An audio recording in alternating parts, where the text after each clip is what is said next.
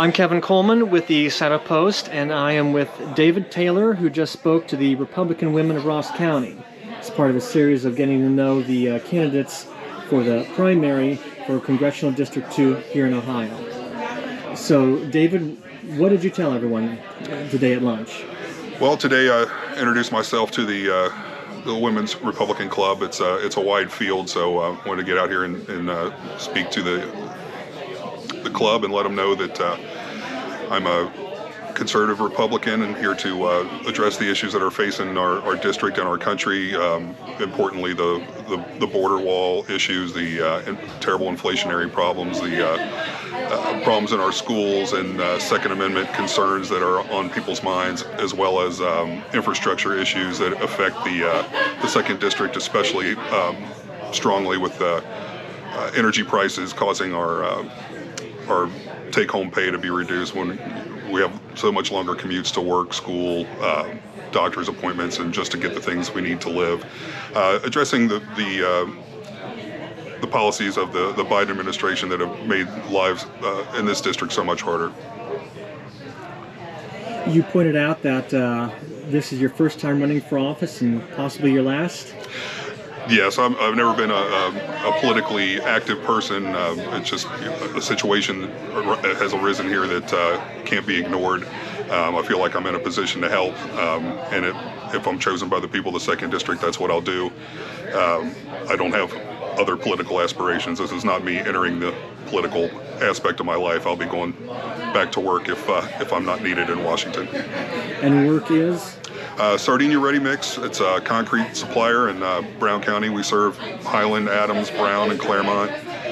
Also a part-time assistant prosecutor in Claremont County. That was my original full-time job way back when, and back doing a little bit of part-time stuff for them now. Happy to be doing it. It seems like a big diversity between pouring concrete and helping with the county prosecutor. It's a fact. My dream job when I went to law school was to be a prosecutor. It's basically the only kind of law I ever wanted to practice, and I was fortunate enough to get a job right out of law school with the Claremont County Prosecutor's Office. Then the family business sort of came calling a few years later. My father started talking about retiring, and went there to take over for him, and I've been there for 25 years. In the meantime, I've done special prosecutor cases all along. I've always had at least a toe in it, because again, I've lived both my dreams, kind of, working for yourself and acting as a prosecutor, sort of my two big goals when I was younger, and I've been very blessed to get to do both. You've got an ad running on our local iHeart radio stations, which I also work for, and it draws a strong parallel between you and Trump, Donald J. Trump and David J. Taylor.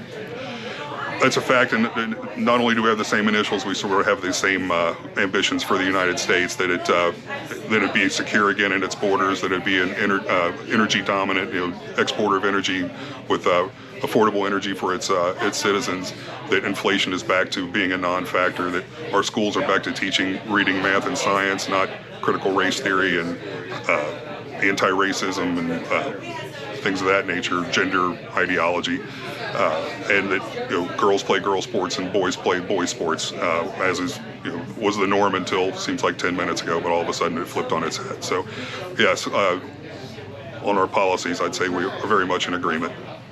And one last question. In your chat here at lunch, you mentioned broadband.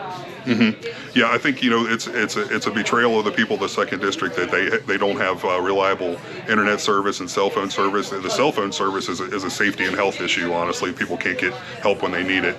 The internet is just as important, or more so, because the people of the Second District don't have the ability to get the trainings they can get online. Getting in this work from home economy, they don't have the ability to apply for these work from home jobs, which are good paying and would alleviate the impact of inflation, energy price inflation in this area a great deal. So I think it should be a priority of the next administration to see that basic services are provided to everyone equally, and it's not being done right now. And cell phone and internet are now basic utilities. In my opinion, they are. I remember when they were luxuries that few people had, but now they're relied upon by everybody from government to private industry to private individuals, and everyone should be able to do it. And so it's now legitimate for conservatives to argue for maybe not regulating it, but Well, I think the establishment of the utility is it's like the international or the interstate highway system.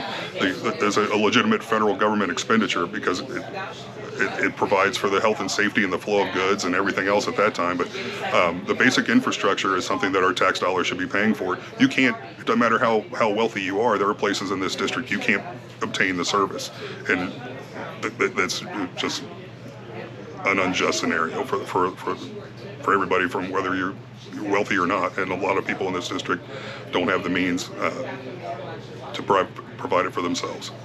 and there was a time when all our modern utilities didn't even exist and were just for only the rich. Right. True. All right, David J. Taylor, any final comments?